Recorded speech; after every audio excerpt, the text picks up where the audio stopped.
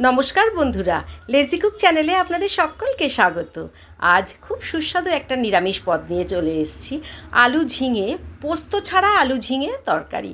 একদম পোস্ত ছাড়া কিন্তু খেতে হবে, পুরো মনে হবে আলু ঝিঙে পোস্ত খাচ্ছি।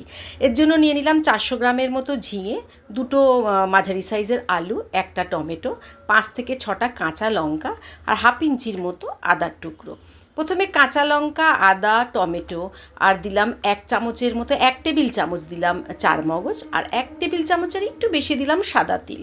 খুব ভালো মতো পেস্ট করে নেব, জল ছাড়াই আমি পেস্ট করব। এবার গ্যাসে কড়াই চাপিয়ে প্রায় 2 টেবিল চামচের মতো আমি এখানে সর্ষের তেল যোগ করলাম। তেল গরম করে ফোড়নে দেব হাফ চামচেরও কম কালো জিরে। এবার দিয়ে দেব কেটে রাখা ঝিঙে আর আলু। খুব বড় করে আমি কাটিনি, ছোট ছোট সাইজ করে কেটেছি যাতে চটপট রান্নাটা হয়ে যায়। ঝিঙে থেকে জল বেরোয়, খুব ভালো করে এভাবে ভেজে নেব যতক্ষণ ঝিঙের জলটা শুকিয়ে না যায়। গ্যাসের ফ্লেম আমি হাইতে রেখেই ভাজবো।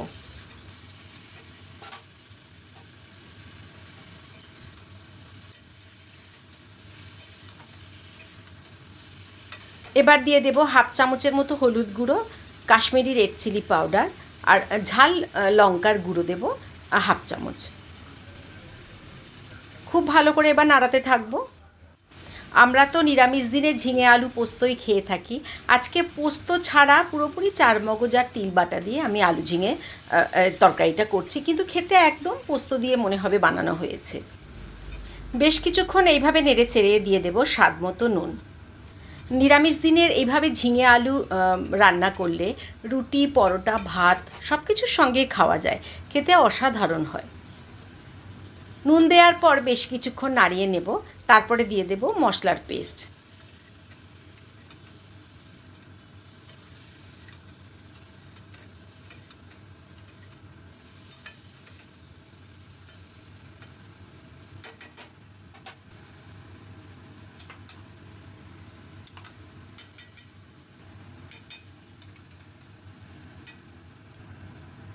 এখানে আমি জল মেশাবো না, ঝিঙে থেকে যে জল বেরোবে সেটা দিয়েই রান্নাটা পুরো সারবো। এই সময় গ্যাসের ফ্লেমটাকে আমি মাঝারি থেকে লোতেই রাখবো। বেশ কিছুক্ষণ এইভাবে নাড়িয়ে নেবার পর দিয়ে দিলাম চিনি। নিরামিষ রান্না একটু তো মিষ্টি লাগেই, আমি এখানে 1 চামচের মতো চিনি যোগ করেছি। আর এখানে সব কিছু উপকরণ আমি 2 থেকে 3 জনের জন্য করেছি, আপনারা আপনাদের মনোমতো করবেন। এই ঝিঙে আলু তরকারি করতে একদমই বেশি সময় লাগে না, খেতে অসাধারণ লাগে। দেখুন ঝিঙে থেকে জল বেরিয়েছে, সেই জলে আলু ঝিঙে দুটোই সেদ্ধ হয়ে গেছে, প্রায় হয়ে এসছে।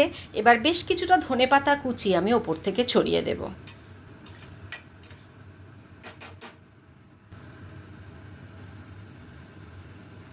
অল্প একটু নাড়াচাড়া করে আমি নামিয়ে নেব।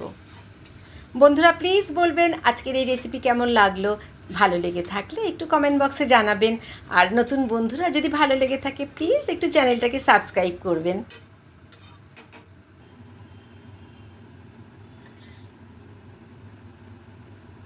পুরো তরকারি নামিয়ে নিয়ে ওপর থেকে আমি একটা কাঁচা লঙ্কা রেখে দেব। তরকারি নামিয়ে ওপর থেকে একটা কি দুটো কাঁচা লঙ্কা আমি দিয়ে থাকি। ভাতের পাতে এই লঙ্কাটা চিপে খেলে যেন মনে হয় স্বাদটা আরোই বেড়ে যায়। তাহলে বন্ধুরা আজকে আমি এখানেই শেষ করলাম।